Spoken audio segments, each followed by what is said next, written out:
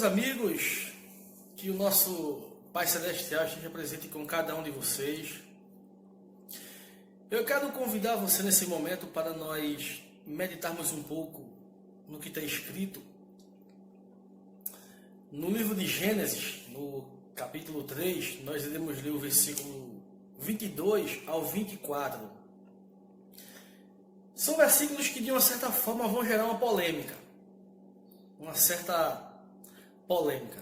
Mas, no entanto, esse é o intuito de fato. Vamos lá. Então declarou Yahvé Deus: eis que agora o ser humano tornou-se como um de nós, conhecendo o bem e o mal. Não devemos permitir que ele também estenda a sua mão e tome do fruto da árvore da vida, e comendo possa viver para sempre. Preste bem atenção nesse detalhe. E comendo possa viver para sempre.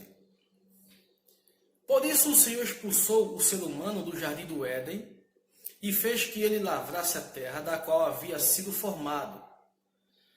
Deus baniu Adão e Eva e no lado leste do jardim do Éden estabeleceu seus querubins e uma espada flamejante que se movia em todas as direções, evitando assim que alguém tivesse acesso à árvore da vida. Pois bem, a princípio, quando nós lemos esse texto, nós de imediato percebemos que Deus expulsou Adão e Eva do jardim do Éden e aí colocou anjos para proteger aquelas árvores, o jardim, anjos querubins. Sendo que muitas vezes nós lemos o texto, relemos e passamos despercebidos em alguns detalhes, e é justamente nesses detalhes que eu irei trabalhar, ou em um pequeno detalhe. Lógico que eu poderia abordar várias questões baseadas nesse texto, mas eu vou abordar apenas uma. Vamos voltar ao versículo 22. Então declarou Yahvé Deus: eis que agora o ser humano tornou-se como um de nós, conhecendo o bem e o mal. Não devemos permitir que ele também estenda a sua mão e tome do fruto da árvore da vida, e comendo possa viver para sempre. O que é que vem de imediato na mente de uma pessoa que raciocina? O que vem é o seguinte: é como se Deus tivesse colocado a árvore do conhecimento do bem e do mal, que ela era o próprio pecado, e a árvore da vida, que representa ou representava a cura para o pecado. Como assim? Percebe-se isso pela expressão de Deus, se você for analisar direitinho o texto que nós lemos e usar o raciocínio lógico.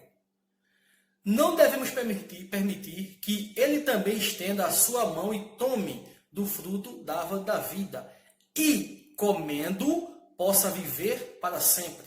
Ou seja, o homem havia comido da árvore do conhecimento do bem e do mal, e o pecado entrou no mundo. É o que está escrito. O pecado entrou no mundo. Então, se o homem comesse da árvore da vida, ele viveria eternamente. É o que o texto está falando. Foi o que Deus, Yahvé, abordou. Que não iria permitir que o homem comesse da árvore da vida, porque se ele comesse da árvore da vida, ele ia viver eternamente. Aí aqui entra a questão: será que Deus colocou o pecado, simbolicamente a árvore do conhecimento do bem e do mal, e a cura para o pecado, simbolicamente a árvore da vida? Então por que ele não deixou o homem comer da cura, que simbolizava a árvore da vida? Por que Deus não deixou o homem comer da cura? Aí algumas pessoas podem argumentar o seguinte: ah não, mas se o homem comesse da árvore da vida, ele iria viver eternamente em pecado. Cara, baseado no que está escrito, é impossível. Porque em Romanos capítulo 6, versículo 23, está escrito que o salário do pecado é a morte. O salário do pecado é a morte. Então, uma vez que o salário do pecado é a morte, vou até colocar o versículo aqui. Pronto. Porque o salário do pecado é a morte, mas o dom gratuito de Deus é a vida eterna por intermédio de Jesus Cristo, nosso Senhor. Então vamos voltar agora para o livro de Gênesis, capítulo 3. Então, uma vez que a Bíblia afirma que o salário do pecado é a morte, é impossível que o homem comesse do fruto da árvore da vida e fosse viver eternamente no pecado. Será que você nunca parou para observar esse pequeno detalhe que está escrito na Bíblia? Deus colocou o pecado, simbolicamente a árvore da vida, e colocou a cura para o pecado, simbolicamente a árvore do conhecimento do bem, aliás, a árvore da vida. Deus colocou o pecado, a árvore do conhecimento do bem e do mal, e a árvore da vida, que era a cura do pecado. Então o homem comeu do pecado, comeu da árvore do conhecimento do bem e do mal. E Deus não deixou que ele comesse da árvore da vida, para que ele não vivesse eternamente. Aí você pergunta, sim, e a culpa do pecado não foi do homem que comeu? Não. Não. A culpa do pecado foi de Deus. Ah, mas isso que você está falando é uma heresia. Não, não é heresia. É só você raciocinar. Vamos lá. Você é pai. Você tem um filho de 1 ano de idade. Seu filho tem 1 ano de idade. Você precisa ir no mercado. Seu filho está só com você na sua casa. Aí você precisa ir ao mercado comprar algumas coisas. Você é capaz de chegar para o seu filho, colocar ele sentado no sofá da sua casa, colocar ao lado dele uma garrafa de veneno e falar assim para ele: filho, olha, esta garrafa aqui é veneno, não coma, porque se você comer, você vai morrer. Então não coma, porque isso é veneno. E aí você ia embora para o mercado, comprar as coisas que estão faltando na sua casa? É óbvio que você, como pai, não iria fazer isso. Porque você sabe que quando retornar do mercado, vai encontrar o seu filho morto. Quando você voltar, o seu filho vai estar morto, porque ele vai tomar daquele veneno. E não foi isso que Deus fez, não? Claro que foi. A Bíblia é clara ao falar que Adão e Eva eram inocentes. Eles eram inocentes. Eles não conheciam o pecado. Aí Deus disse, olha, vocês podem comer de todas as árvores, porém, não comas da árvore do conhecimento do bem e do mal. Porque no dia que você comer dessa árvore, vocês morrerão. E a árvore estava lá.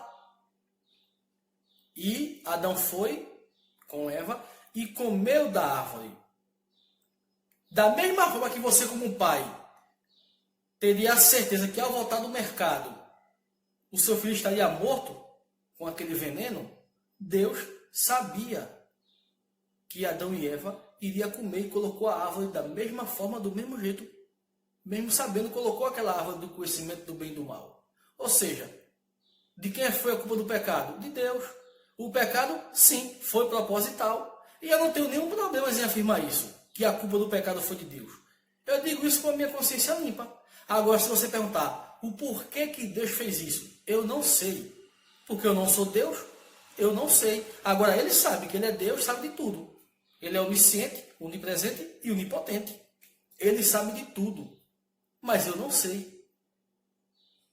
Mas não há como fugir dessa realidade de que o pecado foi proposital e a culpa é de Deus. Não tem como a gente fugir dessa realidade. Não tem como. Por mais que a gente tente fazer o famoso jeitinho brasileiro, puxa daqui, puxa de lá e vai puxando para tentar fazer com que o texto chegue onde nós quer que sejamos, mas não tem como. Porque o homem era inocente. E Deus é que fez a árvore do conhecimento do bem e do mal. E Deus é onisciente e sabia que o homem ia pecar. Da mesma forma que você saberia que seu filho ia morrer quando você voltasse do mercado com aquele veneno. É óbvio. Por isso que no livro de Isaías está escrito que o bem e o mal vêm de Deus. O bem e o mal mal vem de Deus. Ponto. Isso é uma realidade que não tem como a gente fugir. Deus é que forma a luz e a treva. O bem e o mal vem dele. Está escrito e não tem como fugir dessa realidade. Não tem como.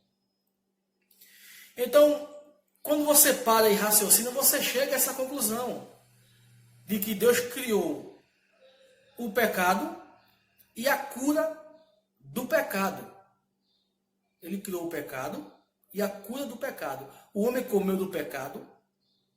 Lá estava o remédio para o pecado. E Deus não deixou que o homem comesse desse remédio. Deus não deixou que o homem experimentasse esse remédio, a árvore da vida. Para que ele não viesse viver eternamente. Era o remédio para o pecado que o homem havia comido. Era o remédio. E Deus não deixou isso acontecer. Agora, por que Deus não deixou? Eis a questão. O porquê que ele não deixou, isso é uma incógnita. Nós não sabemos. Nós não sabemos. Mas a culpa do pecado é de Deus. O pecado foi proposital, sim, e não há como fugir dessa realidade. Que o nosso Pai nos abençoe e nos guarde.